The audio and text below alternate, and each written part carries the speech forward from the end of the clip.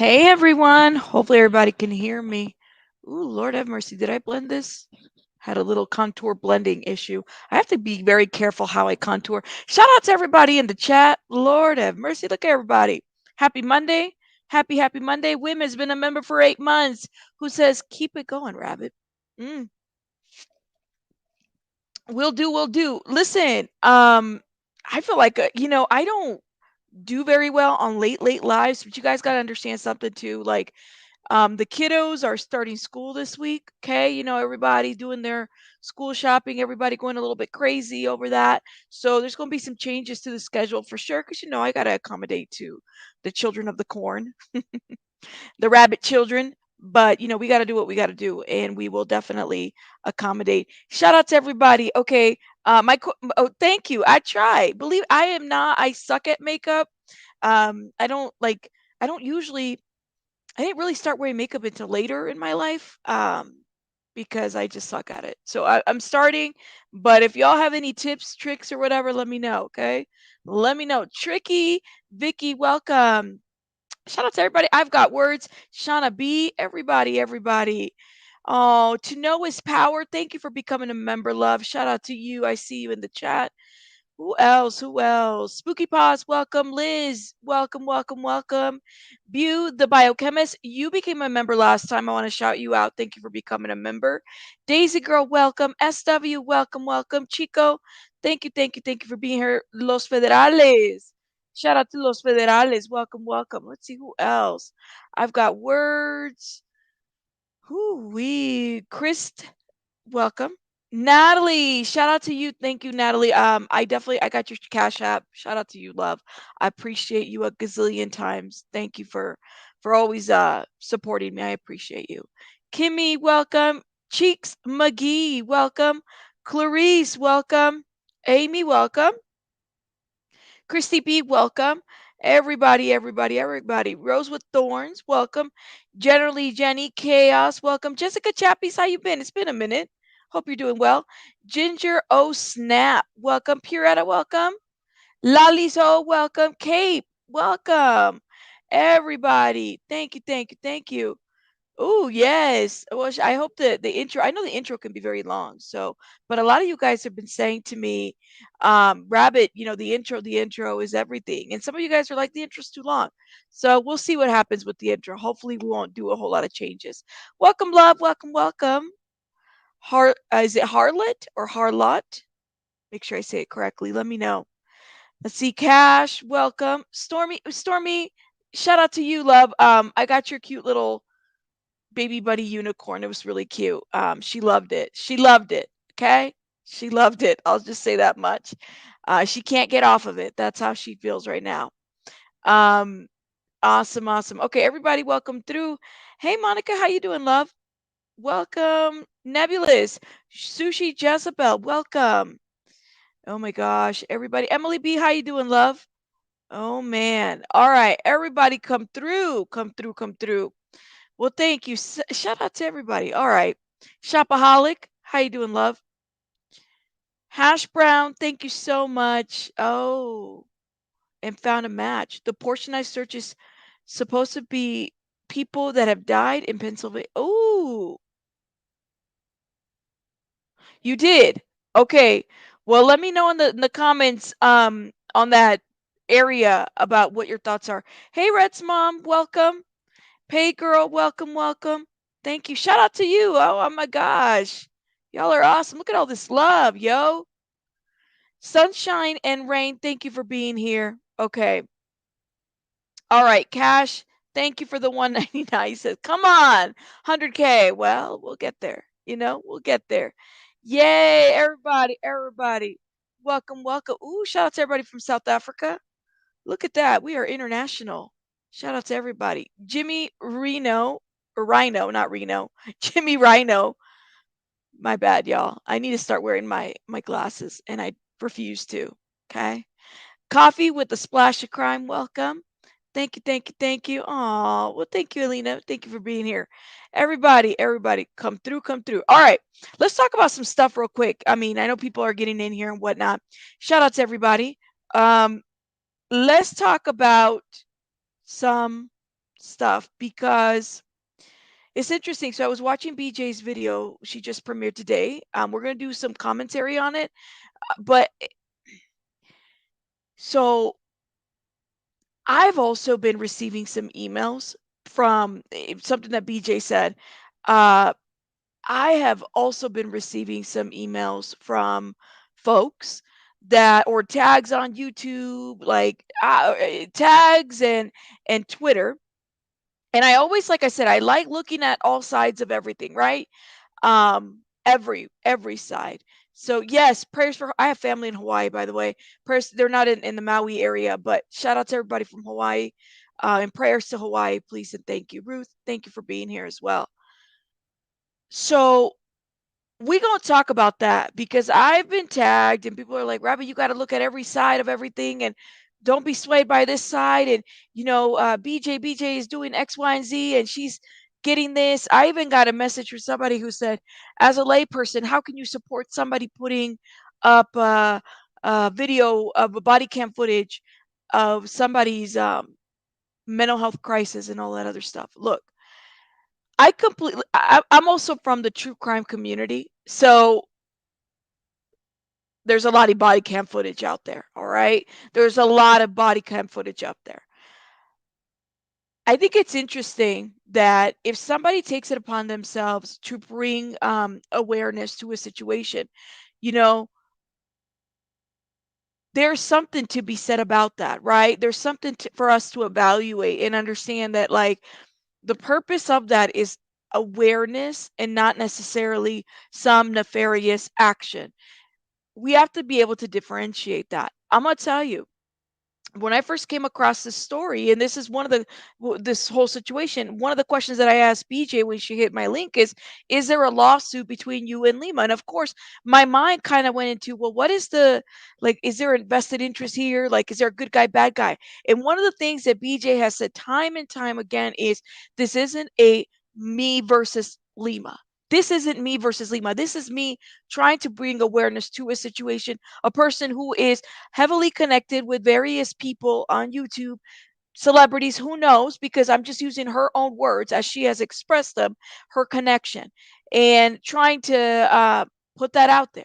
I have not seen BJ at all try to say, I don't like this girl because you're this girl. You know what I'm saying? I have never seen anybody, even when Adam 22 made his statement about, I think this woman should be put in jail. I almost felt offended to it because it seems like, or even people that call out shit, it seems like we are bad for doing that. It goes back to the when people have said, well, the dog whistling and all this other stuff and woke people. I don't know what the hell. Like, I don't think that's. I almost feel like people call that out to try to silence you. And I don't like that. I'm not down for that, right? If you see something wrong, then fucking say you see something wrong and say it. Say it. Say it with your whole chest. And the fact that you have a woman that BJ who's educated, okay, who is able to do her breakdowns the way that she does, whether she has the equipment to do so, that has given up on her, license to do what she has to do to bring awareness to this. What is wrong with that? What are people mad about? That's what I want to understand. What are you mad about? Because I got some emails, and I believe it was also from the same anonymous account, and I don't have any issue with the anonymous account. I watched the videos, and I think one of the things that they are struggling with is with the whole um what is it, misuse of their argument is this: people are misusing the FOIA requests. um are they? Are they misusing the FOIA request? So are we not supposed, like, what is an appropriate use of the FOIA request?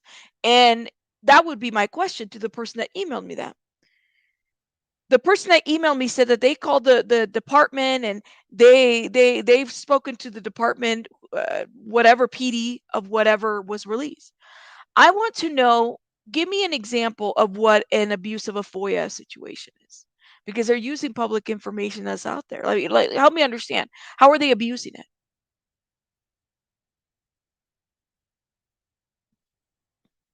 I don't. If y'all can give me an understanding in the chat of how it's being misused.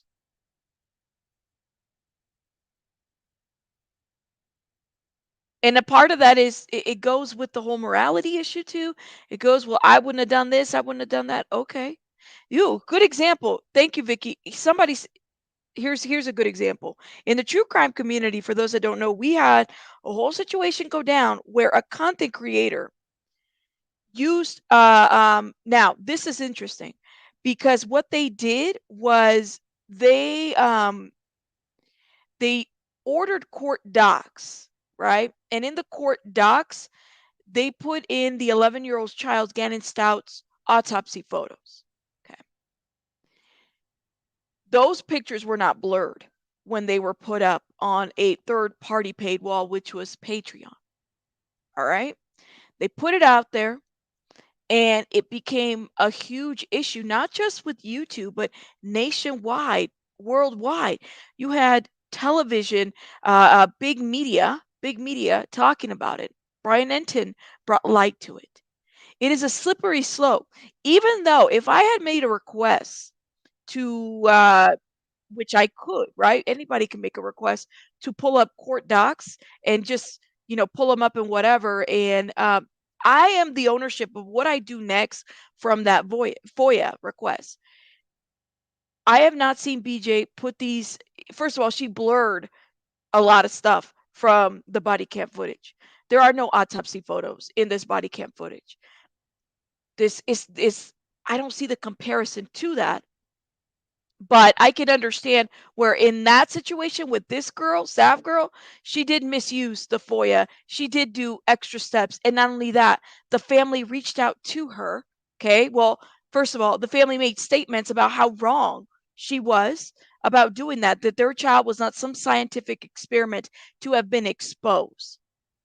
That would be a different I would give you that where I feel like Congress needs to step in, changes need to happen in terms of autopsy photos. But what BJ did is completely not the same. Not at all. Furthermore, I think that when I've watched the body cam footage multiple times, I get the sense that BJ put it out there so that people can understand the lack of investigation, the biases that exist based on how they've been responding to some of these outcries that these women have been making. The Dahlia, for example, there's a difference. There's definitely a difference. Exact. Ooh, thank you. And it wasn't even a FOIA with Zavgirl. It was a court order document request. Thank you. Yes, yes, yes. And these people didn't see the mistreatment that Dahlia received. Then I question where their priorities are. Right, right. So I did receive a lot of emails. A lot of people were telling me, like, Rabbit, you need to look into this. Hold up. Let me see if I can. And I'm not going to show their email or anything like that, but I'm going to give you guys an example of what they are saying. Hold up. Let's see that surprise.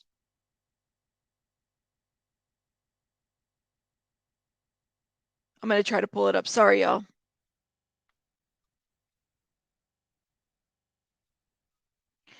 I assume that this is an anonymous account as well, but somebody messaged me and said that BJ has some financial interests, okay, admitted because BJ admitted in the videos doing so out of spite for the lawsuit.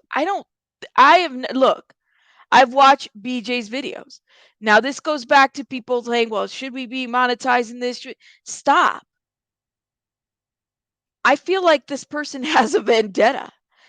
They're telling me, please rewatch the intro where she actually tries to before the flood of to flood the National Human Trafficking Hotline, which is a crime. I watched the videos. I did not see this. Furthermore, this person called. Oh, excuse me, I'm like spinning everywhere. Furthermore, this person called the cops. Okay, and they spoke to those officers that responded on that. I'm not seeing.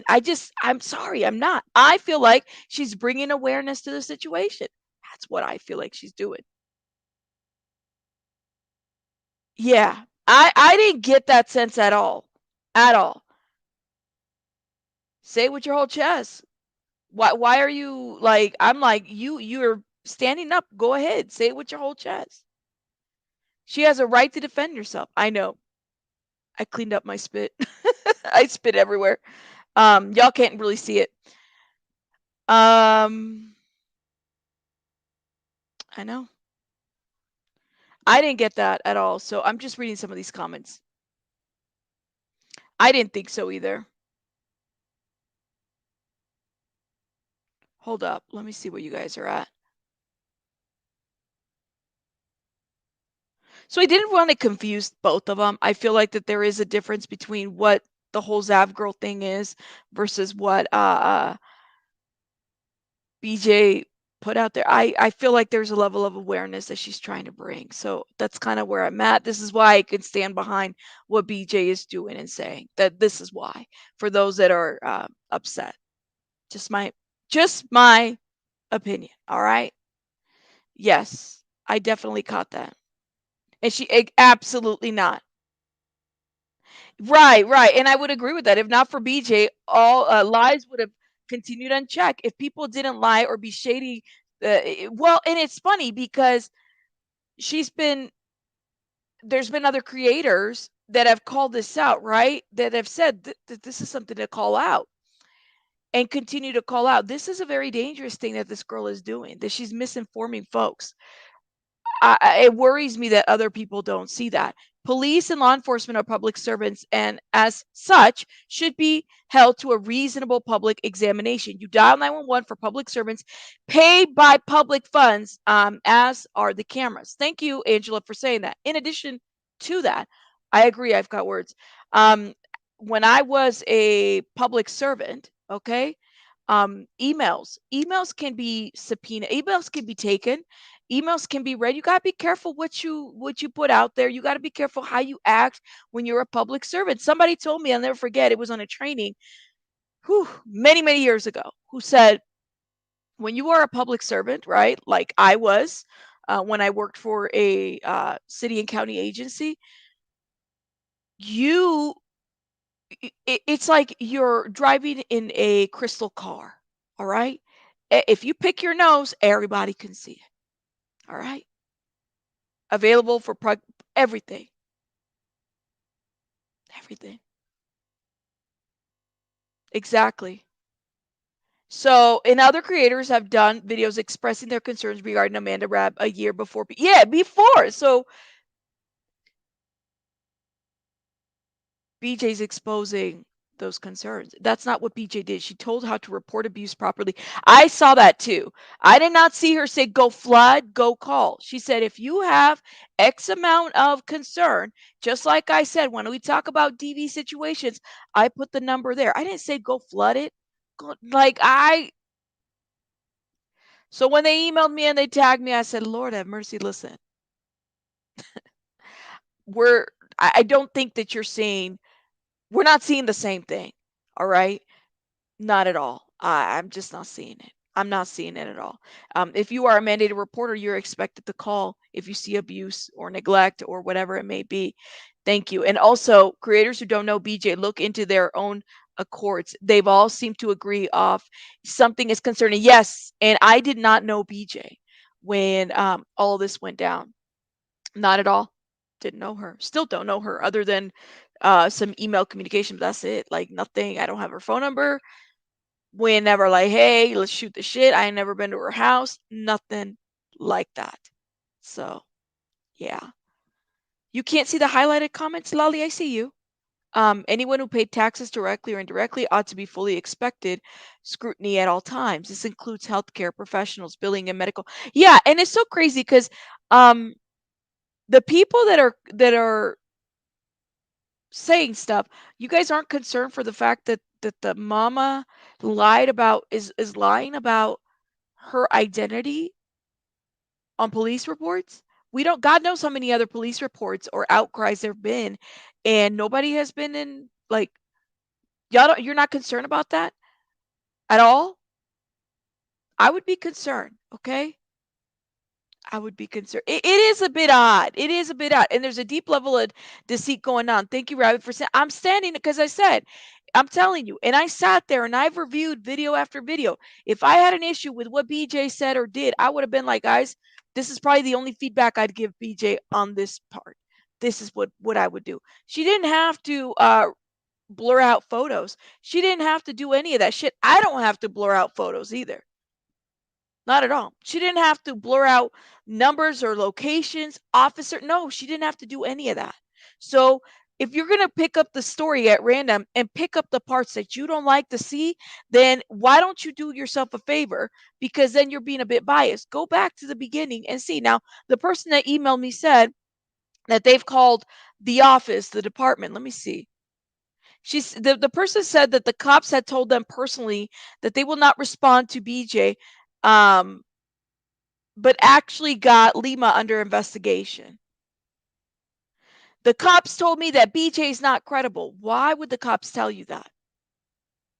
And that she makes false calls. Okay, a lot, and this is their statement. Why would the cops tell you that somebody's not credible? I didn't know that cops could do that. And then further tell you that she's making false calls. Do you have that recorded somewhere? I think you're wrong. I think you're wrong. I think that there's something wrong there. Right. Like, y'all not concerned about the fact that she admitted to lying in reports. Nobody's concerned about that. I'm concerned. Anyways, I just wanted to address that and put that out there. I call BS. I call BS. I don't know what the cops are telling these folks, but we're going to review this video from this morning. I wanted to talk a little bit about it because this was interesting. We will be finishing up part body cam 1 at some point during the week. The schedule's a little bit crazy for me during the week because the kiddos start school, so keep that in mind. So, but let's get it going, okay? Let's get it going. Here you can see that Lima was scheduled to do a presentation. The person who was answering the emails for the commission was able to find public record Lima's presentation. So Lima's presentation was found. Now, is this the presentation? Let me know in the chat because I didn't catch this. Is this the presentation from Harvard? Or am I wrong? Yes. Is this the presentation at Harvard? Does anybody know in the chat? Monica or anybody, is this the one that from Harvard? Is this what she did in 2018 when she went to speak out in front of folks? I'm going to let the chat catch up. Okay, not Harvard, LA County. All right, this is where I was confused. It's not the Harvard one. It's the LA County one. She spoke at LA County? Not Harvard. All right. See, I'm wanting to see the one I'm curious. I'm curious what that looked like. I'm curious to see what that looks like. Just saying. It's not Harvard. Guys, welcome. Hello, everybody. How are you doing on this fine Friday? I am doing really well today. A lot of y'all have brought this to my attention, and let me just go ahead and share the screen with you right now. Ooh-wee. So this is the meeting summary for the County of Los Angeles Commission on Alcohol and Other Drugs. As you can see, has a guest register of Michelle Gibson, Anton Moore, and Lima Yevrimovich. So as you scroll down here, you can see that Lima was scheduled to do a presentation. It says she is the CEO of ARA, discuss the following topics. So these are... So BJ does say that this is LA County. Okay. Yeah, this outline is giving me, I used to write these outlines. It's giving definitely city, county type of draft outline discussing the following: misdiagnoses and addictions within her family, problems with treatment facilities, fragmentation of data and resources, current success metrics. Okay. ARA's goals, precision treatment and progress tracking, data-driven healing approach, virtual reality in treatment. Okay, that's just kind of writing her presentation as to what she's going to be touching. And let me hit play on this.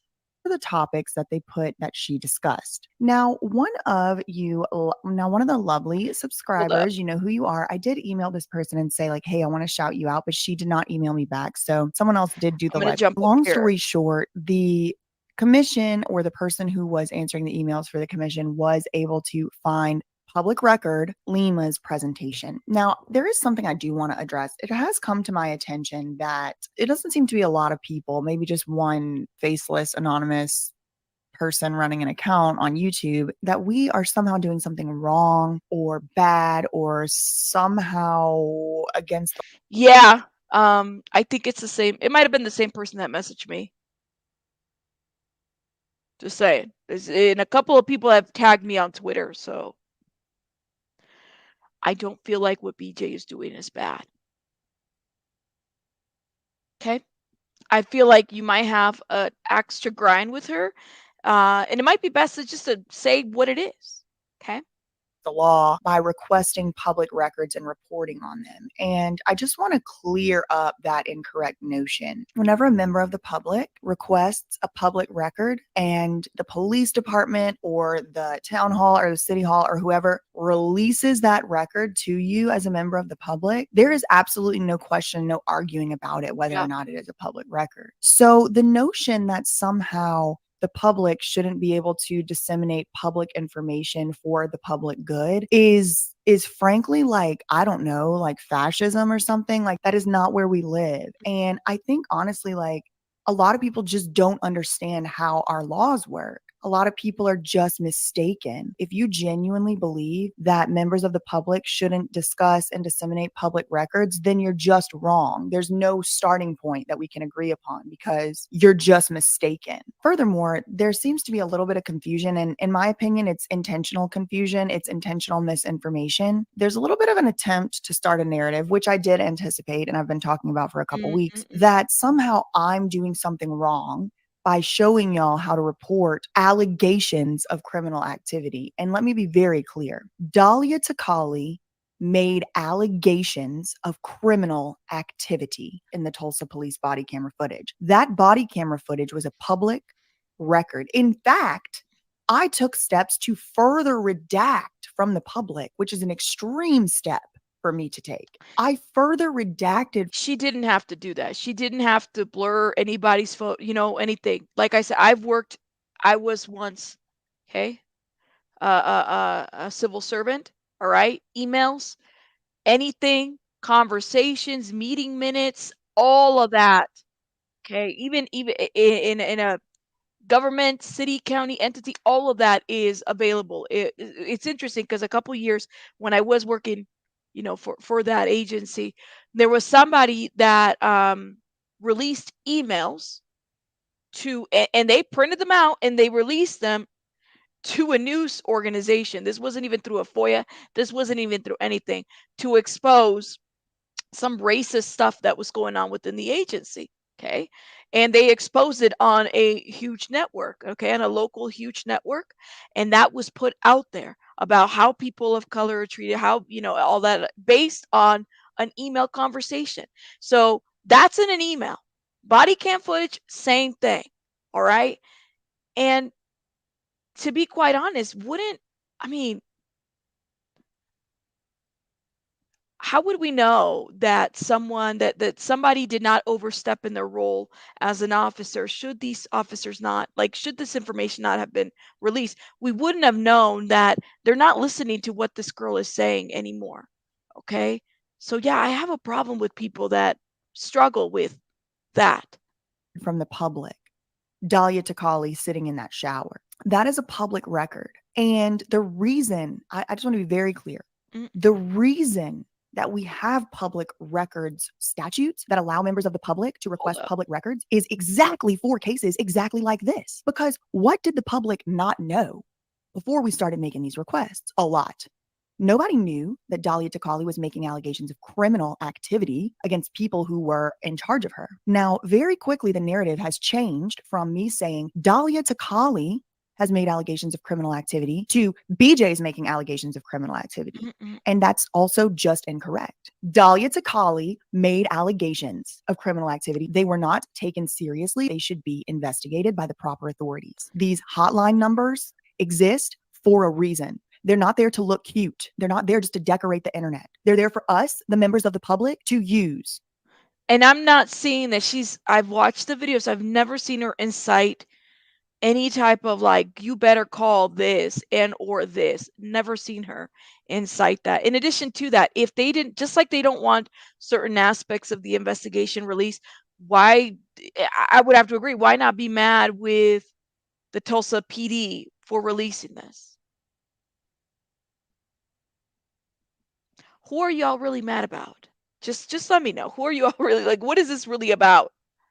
Anyways, let me hit play on this. Needs to investigate these allegations. Look to me like nobody has investigated it. And if that makes anonymous accounts on the internet upset, maybe they are on the wrong side of the law. That's all I'll say about that. Now let's get into this public record and see what we can discover.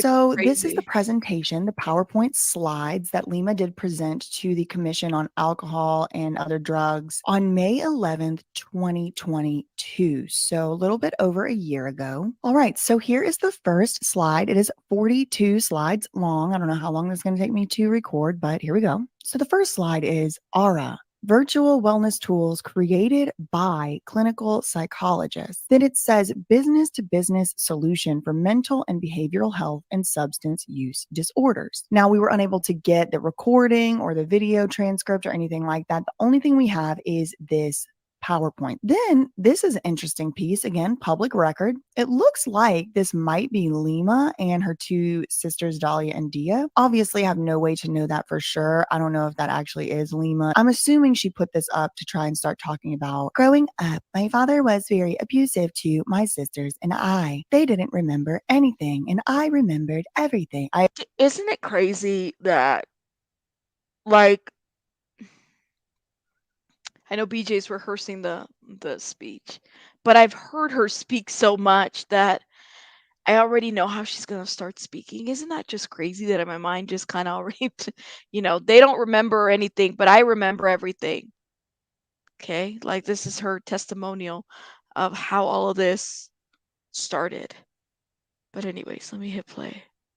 I assume that's what this is about. I've also heard Lima say before that she was a very angry child and her mom could never figure out what was wrong with her. What's wrong with the baby? Did she use this on her PowerPoint? That's that always angry client. So I'm assuming that's her slide. She's trying to say, she's angry or whatever. And it's actually very interesting. If you've seen the recent BJ Investigates on Venture Starters, you'll see that this really tracks very closely to Lima's pre-scripted script that she always reads from and changes a few things here and there, including her team having extensive experience in government initiatives and going after government contracts. So the next slide is Dahlia and Dia's story. Misdiagnosis led to addiction. Let me stop right there. And that, I don't know how people don't have an issue with this piece. How do people how do you not have an issue with the fact that this girl is using her sister's stories to push this type of data health research based company?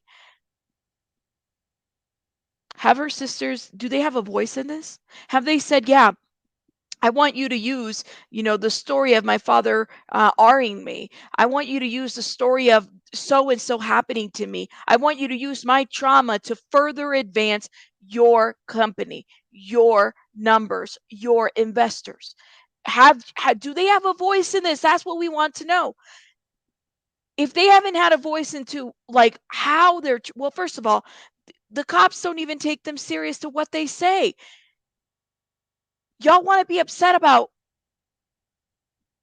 the awareness that this is bringing?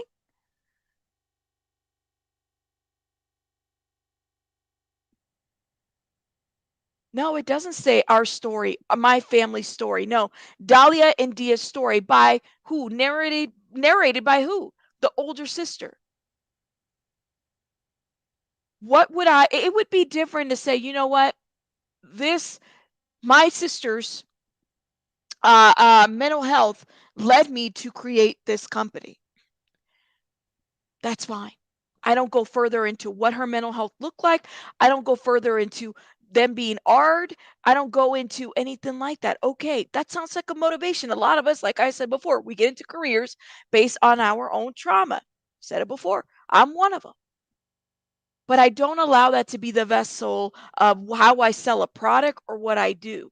That's the problem. Not only that, also because they still have continued mental health issues. Clearly, it's out there. Mm-mm. Dahlia and Dia had no memory of their trauma, lived in a safe neighborhood, athletes, educated single mother, which gives us a little bit of a clue. Straight A's in school? Well, that's very interesting because when Lima reported Dahlia missing, in this exact county, LA County, 2021, she was developmentally disabled. Now, I am not a psychologist, psychiatrist, neurodevelopmental specialist, anything like that, but it comes as a surprise to me that Dahlia was announced to the public as being developmentally disabled when she was 30 years old or 29 years old or whatever, running away, but she made straight A's in school.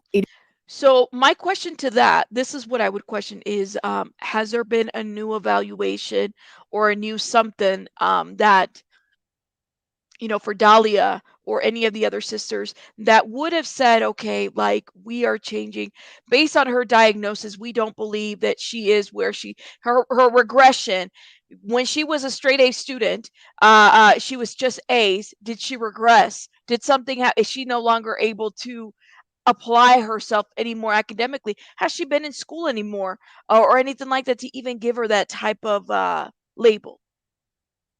Right? Just a thought. And I will shout you guys out. I do see that you guys are new members. I'll shout you guys out as we're later at the end of the stream. It is possible. I am sure that it is possible. But it's very surprising to me that somebody who can make straight A's will be developmentally disabled. Do you see what I'm saying? Like Yes, so developmentally disabled that you need to put it in a bulletin of a missing very much person, but they so. can make straight A's in school sounds very weird to me, but maybe, who knows? I don't really know. Does allowing, and I was thinking another thing too, is this does a just a thought, does allowing with her trying to put that out there, are they trying to also say like this gives her she's vulnerable based on that, but also very childlike? Is there something that they're trying to project based on putting such a label out there? Or like does that make her more of a endangered missing person or endangered runaway type of situation? I'm kind of curious about that. I don't know. Successful acting career and won awards for their YouTube channel. Another picture of Dahlia and Dia here. Okay, so this slide says, how does it make you feel? Again, I wasn't there in the presentation, but I've heard this Exactly. pitch so many times that I can imagine it went something like this. My sister started to develop symptoms of mental health problems and they went to the doctor, Oh, and instead Jesus. of having the tools to treat them, the doctors just asked, how does that I think BJ. I'm like, I'm telling you, that voice is like in my brain now. I can't. Lord have mercy. And that like, mm-mm. No, no, no, no, no, no. make you feel? And my sisters, like blind people trying to describe the color blue, could not answer the question. And so, for that reason, they were given a I cocktail of can't. prescription medications, misdiagnosed, and developed addiction to their prescription medication. I assume it went something like that based on this slide. I can't. This, whatever this is, yeah, cocktail. This probably when she clicked over, given a cocktail of medication. Now let's be real, okay? Do people give you medication in a spoon? I worked in, like I said, 3 mental health facilities, and I would supervise, I would watch when clients would get medication, and they wouldn't give it to you in a spoon like that. Come on now. Stop. Stop. I can't. The voice is like a little too much for me. Um, you know, this is a good question. Do we know if the twins have any children? How much do we know about them? I don't know. It's a good point. Her voice is like Marilyn Monroe, and maybe very much on purpose. You know what I'm saying? Very much on purpose. This is definitely a stock photo, that's for sure. But I'm like, come on now, this stock photo. Yeah, you can see the Vyvanse in the spoon. You can. You can see the Vyvanse. Girl, I see. what is it? The pink pill reminds me of like what is it? The generic version of Benadryl. That's what it reminds me of. I don't know. All right, let me hit play on this.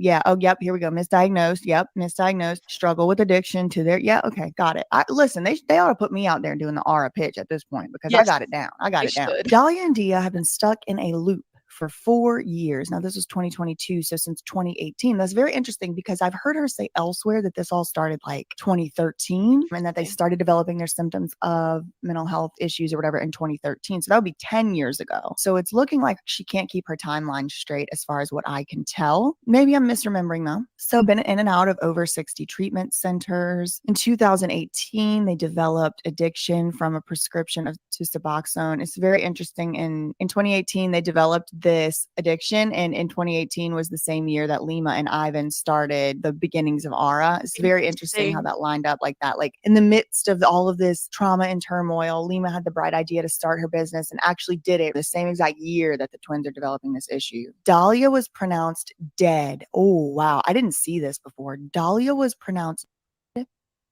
7 times. How is that possible? How is that possible? How are you pronounced? First of all, let me just say, as anybody in LA County that sat through this and watched this, did y'all ask any questions about this? I mean, I'm not, they're probably not watching us, but how is somebody pronounced dead 7 times from an overdose? And when was this presentation? And they were brought back to life every time? How is somebody, this is a good question. Like, how are you pronounced? I mean, what are we? How many lives do cats have? 7 lives? 9 lives? How does this work? Now I'm just wondering, how many times can you be pronounced? Like, what would lead people to pronounce you dead? What, like, did your heart stop? 7 times?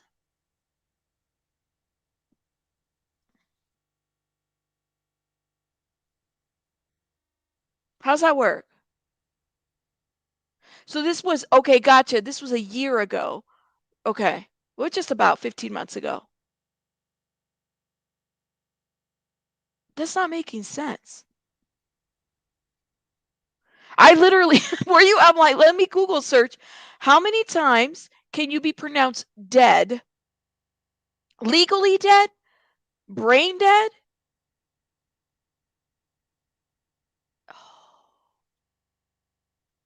And who pronounced her dead 7 times? Right, right. That is not, I don't think that's an accurate description of an OD. I would, oh, what isn't, that's a good question. What is an accurate description of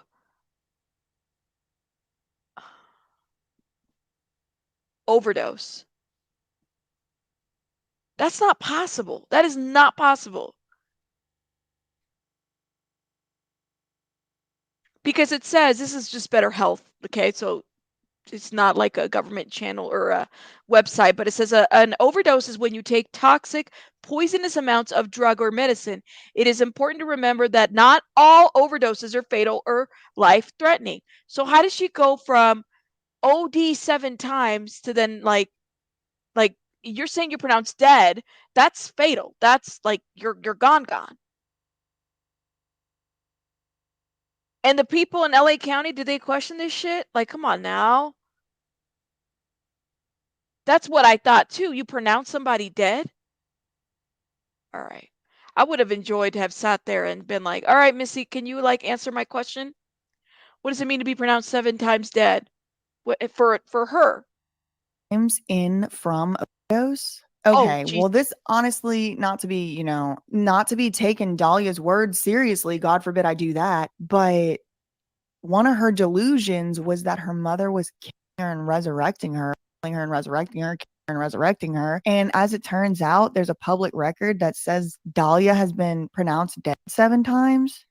This is from last year. This is just bringing up like a lot of weird pieces to me. Yes, Like it is. Lima herself said that Amanda never had seizures before going to treatment. And so I'm just going to read it word for word of what we got.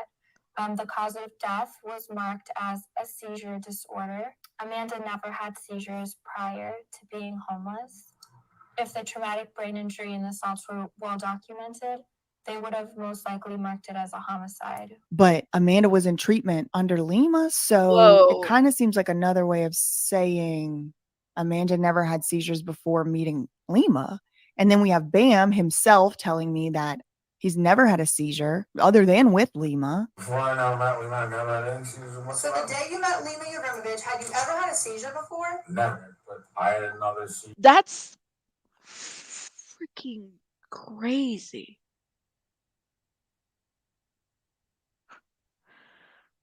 That's crazy. Again. I'm like, the only time I have seizures is when I'm around you. And then we also had Dahlia saying that Linda, Lima's mom, quote, lives to kill me, resurrect me, kill me, resurrect me. And now we got Lima over here saying Dahlia died 7 times, pronounced dead 7 times. Is that true? Dahlia was pronounced dead 7 times? Like a coroner showed up and said she's dead?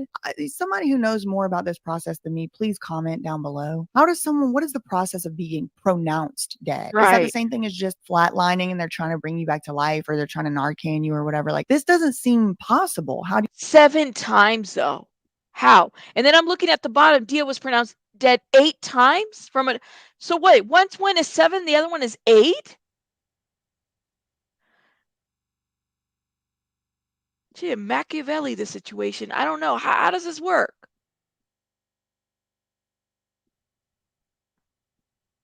Please tell me that government agencies aren't eating this shit up. Please tell me that. you get pronounced dead 7 times? How? And Dia was pronounced dead 8 times? Is this true? After 3 years, the twins were both, quote, properly diagnosed with dissociative identity disorder. Now, this is very, very interesting. This is 2022. 2022, May 11, 2022 is when this presentation was given. And after 3 years, so since 2018, when Lima started thinking about starting Aura, last star was in full effect already, they were properly diagnosed. This is last year in May, properly diagnosed with DID. And these So how many times? Okay, so if they were pronounced dead 8 and 7 times, and then 3 years ago, they have a diagnosis. Were they pronounced dead before the diagnosis or after the diagnosis? Just out of curiosity. Pronounced dead, called it. So they had a coroner call it. Who called her dead? EMT, somebody?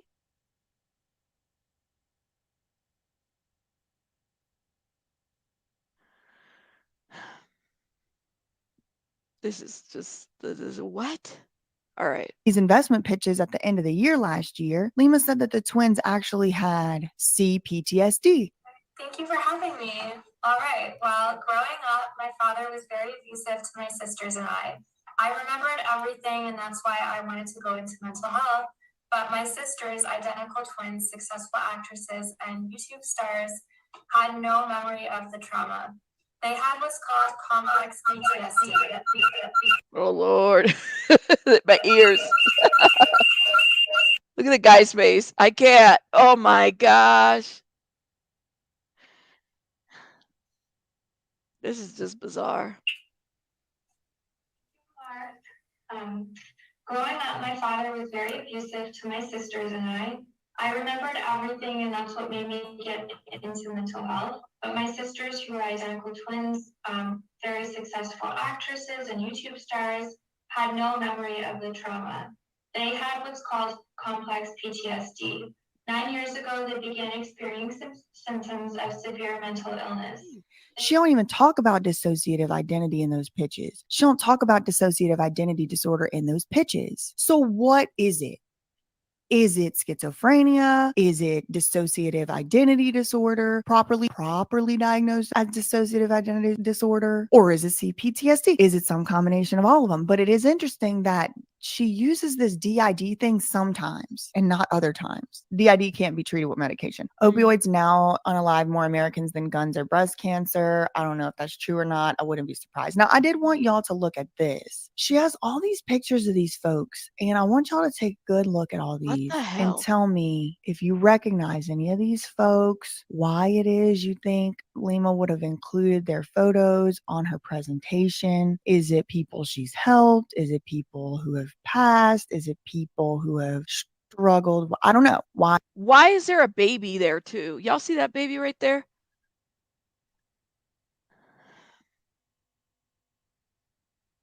This is just off. There's something off. They look like old pictures. Right. Cape, that's a great question. And if they died OD, they were pronounced dead 7 and 8 times individually, who was taking care of them when this was happening? Were they in the street? Was this in a mental health facility? Was this with the mom? Who was this exactly? They put there's a baby in there. Y'all see that? Who are these people supposed to be? I don't know why she would have included these folks' pictures on her slide to the commission. Not really sure. Problem. Today's treatment facilities are not working. I want y'all to So if she said, what did she say? She said that more people died of opioids than breast cancer. Are they saying that the baby died too? Of like, I'm like trying to understand. Opioid now kills more Americans than guns or breast cancer. more So Americans than guns or breast hold cancer. up. I don't know if that's true or not. I wouldn't be surprised. Now, I did want y'all to look at this. She has all these pictures of these folks, and I want y'all to take a good look at all these and tell me if you recognize any of these Where did folks, she get why these it is you photos think from? Lima would have included Yeah, why'd she put the baby there? Did the baby died of opioids?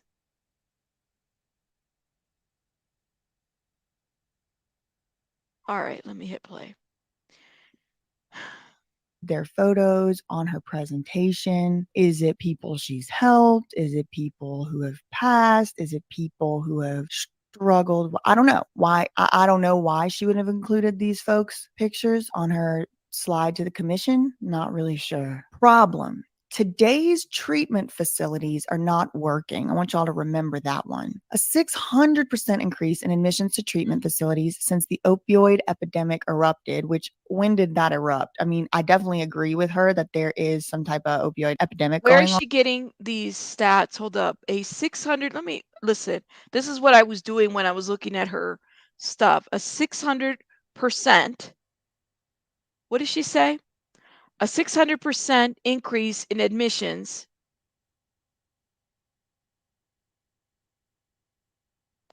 to what? To treatment facilities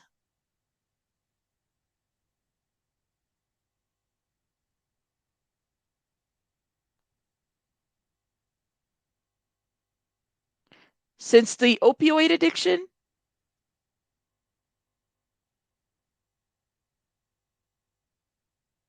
Since the opioid epidemic. Let's see where she's finding this shit from.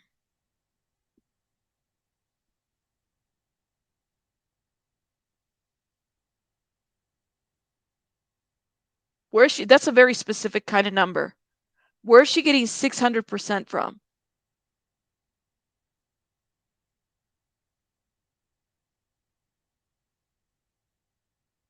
That's a very specific number. Yeah, I'm not seeing it. It's probably in here. Okay, wait. I think I found it. She's getting it from the, hold up. Let me show you guys what I'm seeing. Let me stop right here. I just typed in that sentence. Prescription drug abuse in Los Angeles County. Abuse treatment program for opioid abuse almost doubled from 674 to 1,022, more than 600 increase in the amount of opioid prescribed, and let's hit that link real quick and see where it takes us to this little prescription drug abuse in Los Angeles County. Okay, let's see.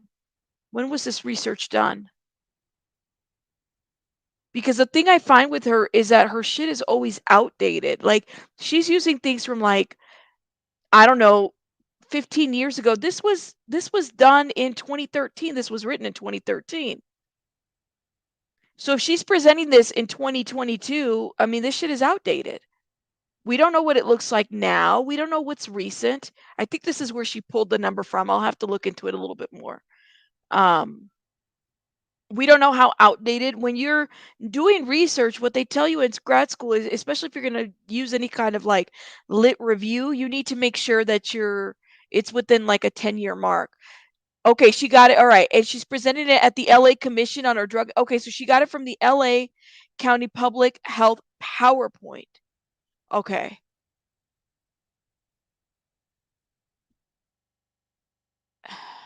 Anybody, if you're in taking any type of this, you know that professor's going to tell you make sure you use something in like the 10-year mark. Anything over, then you need to like figure out like, all right, what does it look like now? Have there been any changes to and from time wise? Yes, this is a good question. Prescribed means abuse of prescriptions or just prescribed. It's a good question. She doesn't cite her sources. She doesn't. So this is why when she was making the argument, um, oh, this is a good question. You guys saw, is it Steph Curry? I didn't see the Steph Curry picture in there. All right. I just want to know why the baby was there. When you're citing your sources, you need to make sure that you like anything over 10 years, you'd have to understand like make a little paragraph in there about how what it looked like back in 10 years ago and how it's relatable to your research today. Um, exactly. Anything. Exactly. She would know better. You'd have access to various search engines and whatnot. Anyways, let me not get on a tangent about that, but let me go ahead and hit play. On, but like since the opioid epidemic erupted, like I would need to know what year that is to see if it might also be attributable to perhaps something else besides just the opioid epidemic. Like True. maybe perhaps the Affordable Care Act started forcing insurance companies to pay for 30 days of treatment whenever before insurance companies didn't have to do that or something like that. I would really need to see other variables that perhaps had contributed to this increase in admissions. Translates to a shortage of psychiatric beds nationwide. Patients are released prematurely and waitlisted for readmission. Well, this sounds like somebody who works at a treatment center trying to promote giving more money to treatment centers or something. But at the same time, it's very conflicting because this says treatment facilities aren't working. Because look, the problem isn't like this is illogical. This doesn't logically support itself. If the problem is that treatment facilities aren't working, you need to tell me why they're not working. What you're telling me is the problem isn't that they're not working. What you're trying to tell me with this argument here, you're not talking about whether or not they're working at all here. What you're saying is there's no room. So it doesn't have to do with not working. If they're not working, then it doesn't really matter that there's a shortage. Logically, I'm speaking logically. If you don't know how to understand logic, then this isn't the place for you. I don't know how you even managed to make it here this long, but this is the conclusion. Today's treatment facilities are not working. And this is the argument, y'all studying for the LSAT. This is a good LSAT practice. The argument, the support for this conclusion isn't there. A 600% increase in admissions to treatment facilities since the opioid epidemic erupted translates to a shortage of beds. Well, if they're not working, who cares if there's a shortage of beds? Well, what do those two things have in the hell to do with each other? You see what I mean? Is this too logical? Y'all understand what I'm saying? I'm sure you do. Y'all are smart. Today's treatment facilities are not working. There's a huge shortage of beds. How does one correlate?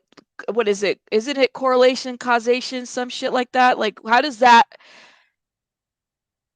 one correlate to the other? It doesn't make sense.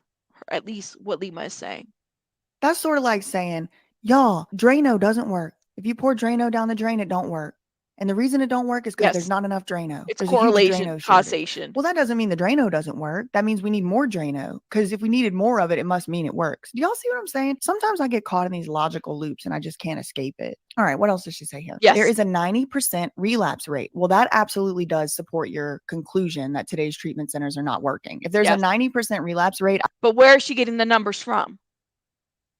I would agree with you. It's not working. We agree. Me and Lima agreeing on something. Y'all write it down. No, I agree with some of the stuff she said. If there's a 90% relapse rate, I agree with you. It's not working. Insurance covers 35 to 45 days in residential or live-in treatment, and then patients are sent home without door-to-door access to continued care. See, this is very cute that she tries to frame this as if it is about access to continued care, because ARA depends on step one, conservatorship or jail. How can you compel people to go? Because I mean, I do think that You the have people to who force it. It has to be a choice of the state. That's right. You have to. Oh, wow. Okay. You have to. If I can't get somebody to come in and have a meal in a homeless shelter, not commit to being clean, not commit to anything, just walk in, eat, and you can leave. Just have a meal. I can't even get that, and I can see them outside the windows, just laying on the streets, and they're so skinny.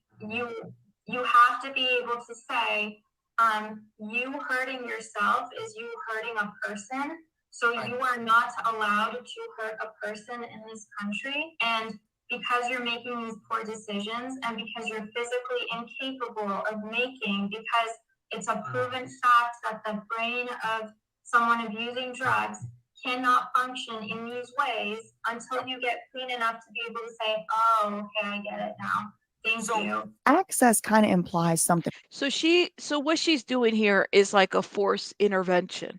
That's what she's saying. You have to force people. You have to force them to do X, Y, Z. It's a forced intervention. There's nothing preventative to it. It's just you have to force them one or the other part, right? Okay. So force them into treatment, conservatorship or jail, right? Is that what I'm hearing? Force them into treatment, force them to do something. Basically create their rock bottom for them. That's what I'm getting from her. Involuntary. And again, if it were truly voluntary, I would side with Lima and say, yeah, I guess so. Like, I guess it would be nice if people really wanted to go to door-to-door treatment, and it would be kind of nice if their insurance did pay for it, I guess. But this access. Now, here's the deal. What really kills me about the argument with the insurance. What insurance is she referencing? Who is she? Like, is all insurance the same? Now, this is what I thought. I was thinking about when I was watching a little bit of this. I watched actually all of it, but one of the things that stood out to me, especially in the part where BJ's pointing out the missing person poster, she said developmental disability, delayed. One of the things that I was kind of curious about, and I'm still kind of am, is have these young women, okay, because they're young women in their 20s. Has there been an application for SSI, SSDI, anything SSDI? I think that's what it is, SSDI, because SSDI, that's monies that could flow to some level of some type of a treatment, right? I don't want to speak out of my head or out of my butt on this one. And developmental disabilities. Because, oh, I'm so glad I pulled this up. Individuals with developmental disabilities are often eligible to receive Social Security benefits, SSDI, right? So I was thinking about this. She keeps harping on the insurance part. Well, have they been formally diagnosed with some type of developmental delay or disability, so much so that they would qualify for SSDI? And if so, now don't quote me on. I'm pretty sure that might even be a matter of public something in that. If that is the case, then why are we harping on the insurance part of this? Because wouldn't insurance take that into consideration for them to stay longer in some type of a facility? Just a thought, just a thought, just a thought as I was thinking about this. Hold up. Now, and insurance company. Let's just type in if you have SSDI, okay? So if you're eligible for the insurance health plan or for, excuse me, if you're eligible for SSDI, okay? What is insurance? Does insurance take that into accountability or excuse me, account when you're staying at a facility?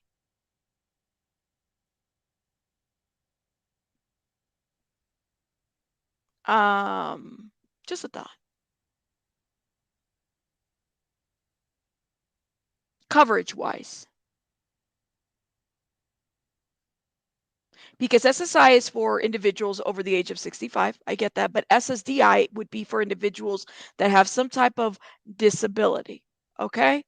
Um,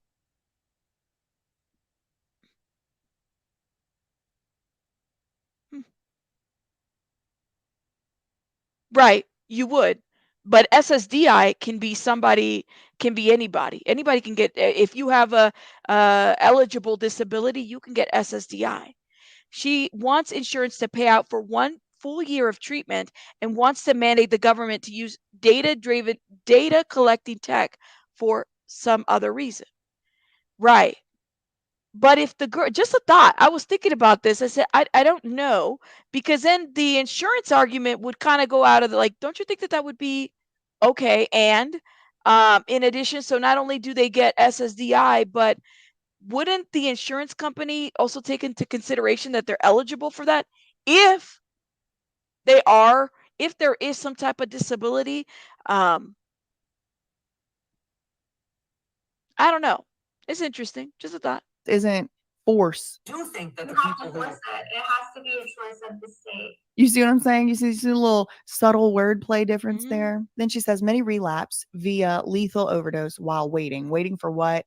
I think that means waiting for a bed. But again, these are two issues she's talking about here. One issue is it's not working. And the arguments to support that are there's a relapse rate that's very high and many relapse while waiting. Maybe that's another issue, another reason why it's not working. And that kind of is connected to a bed shortage. But these are different supporting arguments unless she were to change her entire conclusion to something more like the way that we treat addiction isn't working, because this is a whole systemic issue. This isn't just, oh, the treatment facilities aren't working because there's a 90% relapse rate. Okay, I feel like I spent long enough on this slide. All right, what else is the problem? She says resources are fragmented. The Department of Mental Health Outreach Services, Access Center. So I guess why she got homeless outreach programs in bold. That's interesting. So this right here, Laura's Law, that I believe is what she used to get Amanda into the court-ordered treatment and then transferred her across state lines into Desert Hope. And then Amanda Rabb died. And then Lima didn't tell the truth about how Amanda Rabb died. And then she never really came out and cleared up why she didn't tell the truth. I think they used the Laura's Law for that in the assisted outpatient treatment program. So Say resources are something. fragmented. And I guess Lima's solution is supposed to be let's put them all together and track patient data across all of the resources.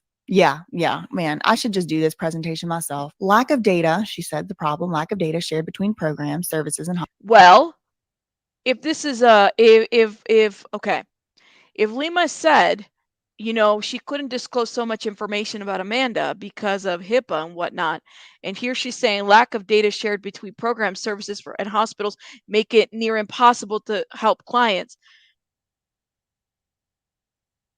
But certain agencies can't share information, right? Just a thought. Sorry, Chrysalis, SSDI does not cover treatment of that magnitude. That's interesting. So I think then the question would be is what are they willing to cover if they're qualified under SSDI, right?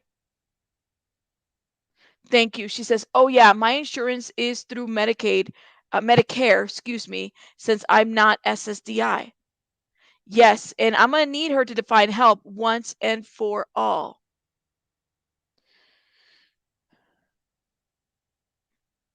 Now, I was thinking about this. I said, all right, so you're on SSDI? Okay.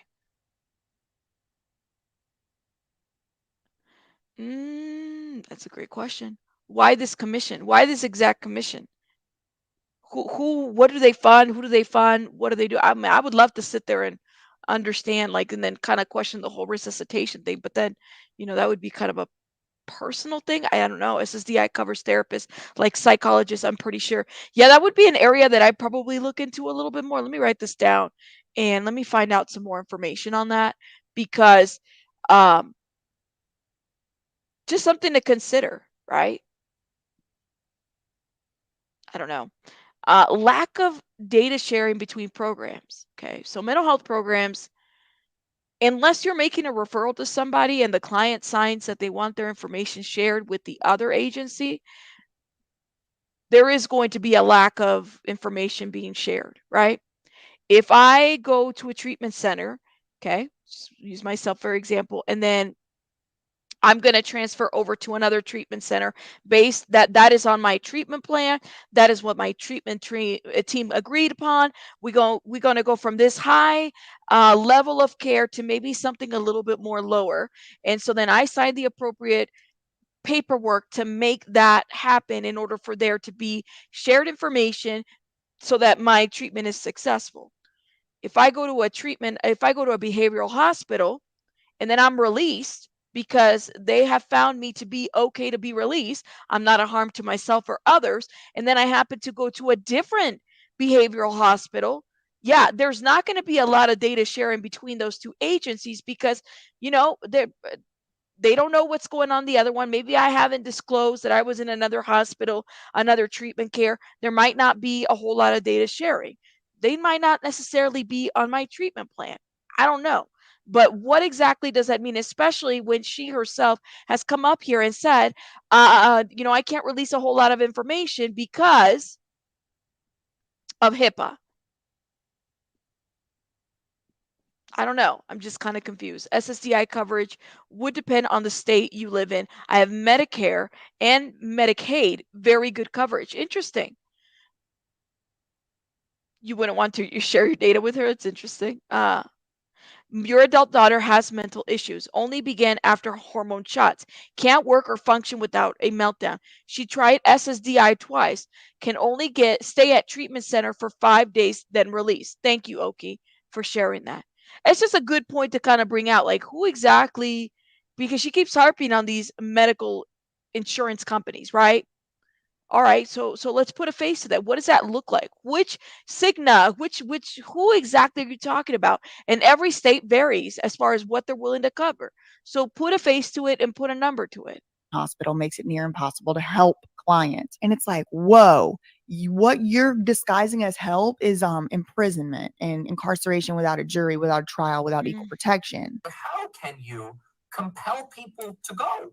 Because I mean, I do think that You the have to people who force it. It has to be a choice of the state. There are absolutely times where you should help your family member when they are truly in crisis. What that help should not look like, though, in my opinion, is prolonged incarceration without due process and without equal protection. So if somebody is so ill and so messed up and so delusional that they truly do need a family member or a loved one or someone to step in and help them, then it should be very, very obvious to a whole jury of people that that person needs that. And if it's some emergency type of situation, then there should be a panel of judges. I'm not just one either. I'm talking about like 3. And there should all be under the review of a voluntary, non-paid citizens review board. It should be all on camera. It should be all filmed. If it's serious enough, someone's breakdown, someone's paranoia, someone's delusion, to take away their inalienable rights, then it's serious enough to get a whole lot of people involved. Yeah, that's my opinion. I agree. So let's go to the next slide. Studies indicate that people use medical services 90% less frequently after receiving appropriate mental health care. This is so interesting to me because, again, this type of statements is like right in my wheelhouse. I don't know if y'all knew this, but I spent 2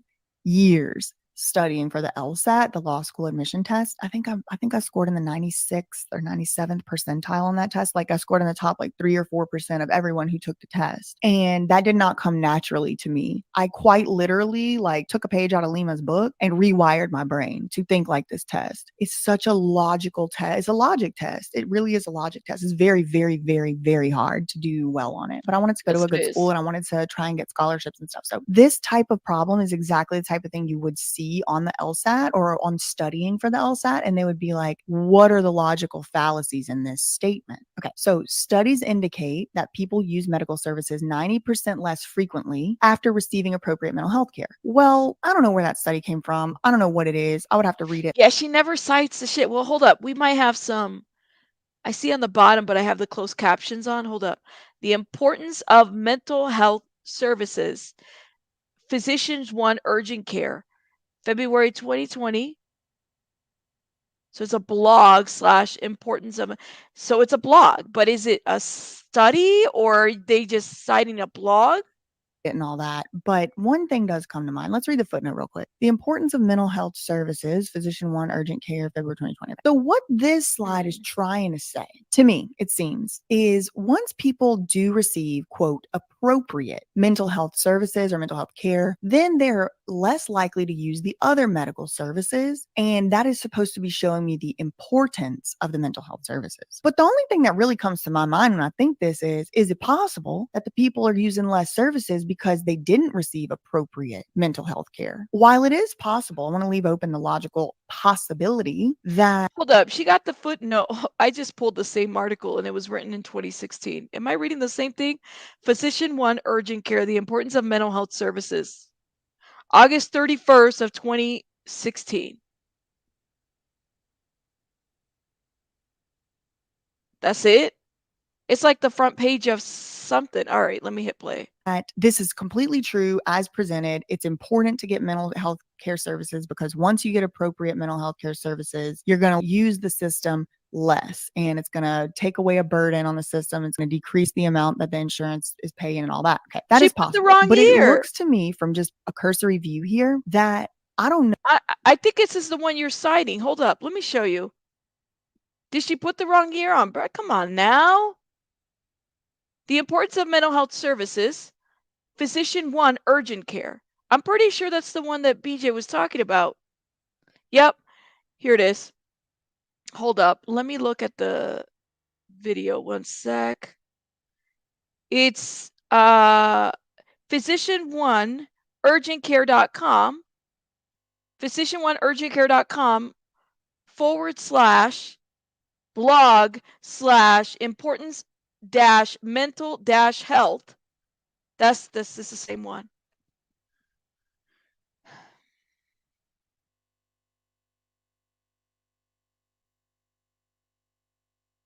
I don't know, girl. I just can't know what appropriate mental health care is. And what I do know for sure is what y'all have told me about your experiences all over the country, all over actually the world. Some of y'all, shout out UK, shout out Australia, who have said, no, I've been to doctors and they don't know how to act, or I've been to mental health professionals and I'll never go back. Like I started praying the Bhagavad Gita or whatever because these people don't know how to act. So when I see this, it's not so easy. It's not so cut and dry to me as to just say, oh, yeah, I'm going to take this at face value. What I would like to do is to dive into this study, look at who performed it, look at who conducted it, look at how they are defining appropriate mental health care. Because to hear some of these guardianship advocates say it, appropriate mental health care is taking away your rights. I think that You the have people to who force it. It has to be a choice of the state. And I would just disagree. Okay, I don't know what this is. I'm sure she's saying we're throwing money in the trash can and wasting money. She did a Facility. collage. If y'all have been here, if this looks familiar to you, let me know. I don't know what this feet push is, but okay. We're gonna have a few slides of a stock character wrestling with money. This must be like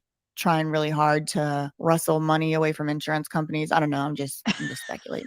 I don't know what these floppy disks are about. We taken Ben Franklin, his heartbeat, I guess, with the stethoscope. Our promise, what's their promise? Changing the mental health care industry with data. Clinics make more money. Okay, again, y'all please go watch my BJ Investigates on Venture Starters. Just put it out. If I remember, I'll link it below. If not, someone link it below. Our promise, clinics make more money. Our promise, clinics make more money. Hold on, girl. Didn't you just say treatment facilities are not working up here on slide 12? You just said treatment facilities are not working. You told me there was a 90% relapse rate. You told me people die just waiting to get into the door of the place. You told me that there's a 600% increase in admissions. There's not even enough beds for the folks who need the beds right now, meaning business is booming. for these treatment facilities. And then you're telling me in the same presentation, you promise that clinics will make more money and insurance companies are going to save money. And then at the very last thing, oh, patients actually get better. What do you mean? You just told me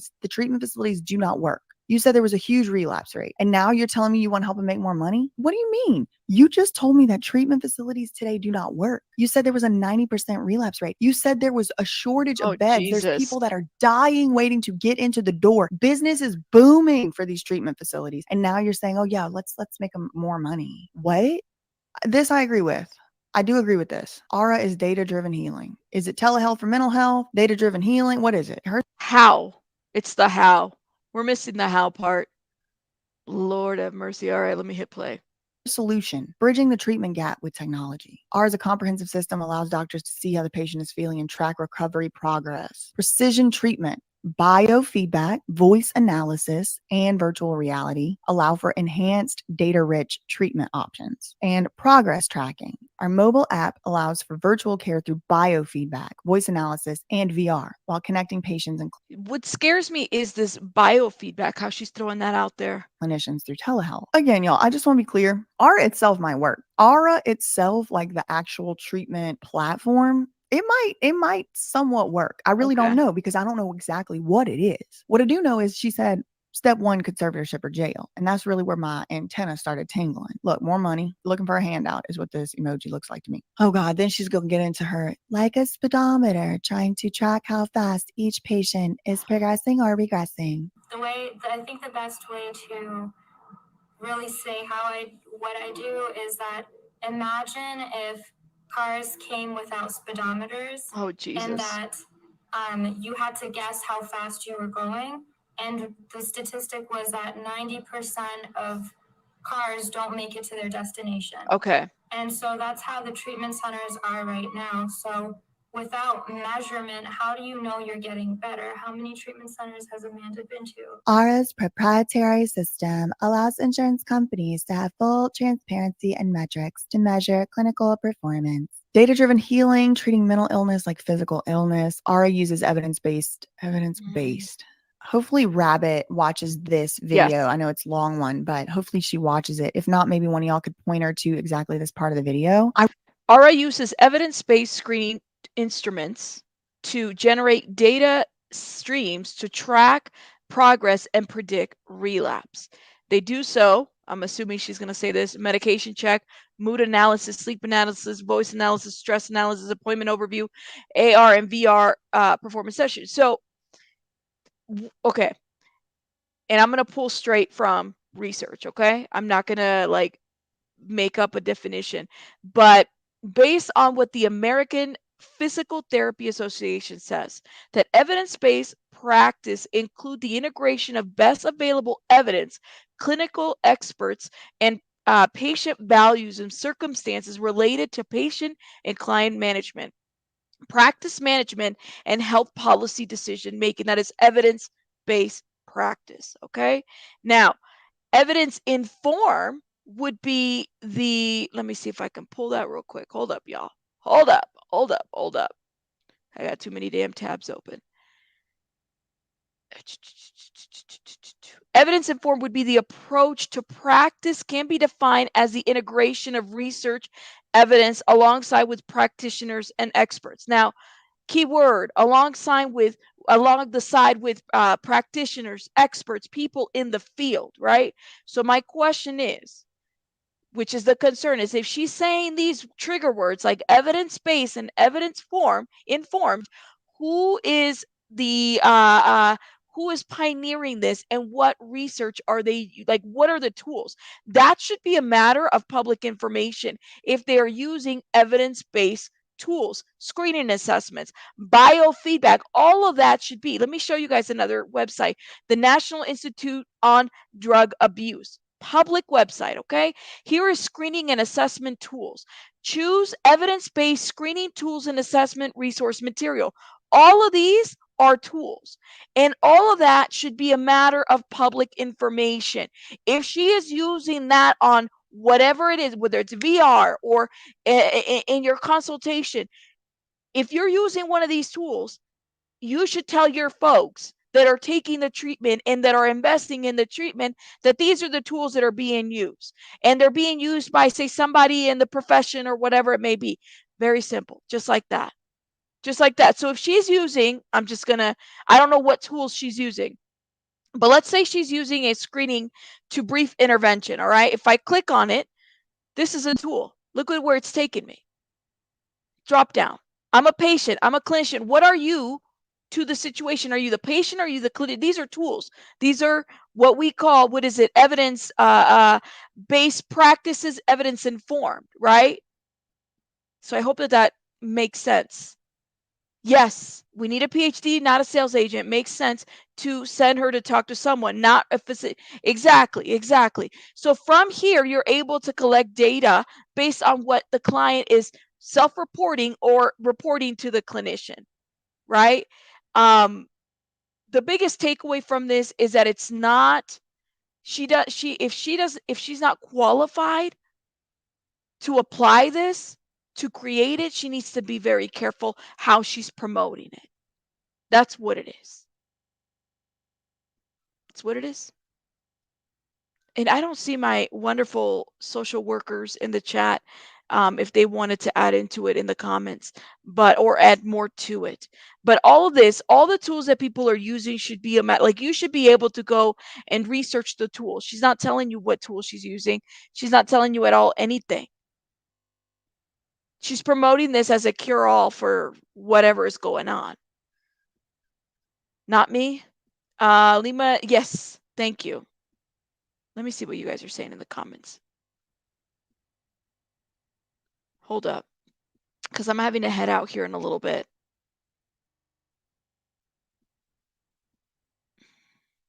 Yes, let me see what you guys are saying here. She does not have a license to give advice on insurance sales. I know that requires one in Pennsylvania to even be able to do a sales pitch. Yes. How is she supervised as a principal investigator? I don't know. She says, I completely agree. Yeah, there's a difference. And these are like, there's a difference. Just note that one helps the other one. All right. As far as information goes. I never had the chance to be a social worker, but I got sick and dropped out of school. This is like Theranos all over again, but instead of blood, it's mental health. And what does the community want, especially in the mental health community? What do we want? Answers, right? We want to fix things. Something like mental health services, something like that. It's like, we want to be able to fix things. We want a band-aid. But here's just an example of what the screening tools look like. Choose evidence-based screening tools and assessment resource material. And it should tell you exactly. It should tell you who created this. It should tell you why they create. Like, all that information should be a public, because people have actually researched it in order for it to become a tool. Okay. And there's an ADA requirement for this kind of issue. Yes, there is. So when she's throwing these evidence-informed, evidence-based, okay, what tool, who created it, she should be able to answer those. Period. She should just you know. But anyways, yeah, an investigation. Now, but if she's getting, here's the deal with this, is if she's doing this based on contracts that she has with, because government agencies do make contract with, say, people that are not licensed to do things. Let me give you an example. Mentor programs for kids, right? We need a lot of mentorship programs for kids that are judicially involved, child welfare involved. We need those mentorship programs. However, if it's just mentorship where I'm just paying a couple $100s for a mentor to spend time with the kiddo as a government entity, you're able to do that. But if you're promoting yourself to be a evidence-based mentor, then I'm expecting for you to be licensed. I'm expected some level of insurance, actually, for both. I'm expecting that there's going to be some research or something behind your name. So this is why this is very dangerous. It's like, how are you promoting this? If you're saying, well, I am the creator of this material, okay, the VR headset, and we're just using other people in the field to be guinea pigs, and those people to use their clients, then that would also be something to kind of look at. Like, okay, so you're just creating this program, yet you have no credentials behind you to support this, but you're also selling it to these providers. So what does that look like? Wouldn't there be a red flag about that as well? Just a thought. Just a thought. All right, guys, I'm having to head out because I got a baby bunny to tend to. Let me know your thoughts in the comments. We will be done reviewing this as well on another video, but I'm kind of curious to know where you guys land with this. And I'll make sure I link like some of these sites that I have to give, because this can be very confusing to folks. But here's like one that I've cited. This is the American Physical Therapy Association, direct, clear definition of what this looks like. Okay. But let me know your thoughts in the comments. Anyone that's not getting notifications, turn on from all to off to all. Should work. Make sure you hit that like button. Thank you. And also note that YouTube only gives notifications out for so often. Like if I go live so many times a day, it's like on a rolling basis. This is why people don't get their notifications. Just a thought. All right, guys. I'll see you guys on the next one. Rabbits out. Let me know your thoughts in the comments. And thank you, BJ, for allowing me to do commentary on your video.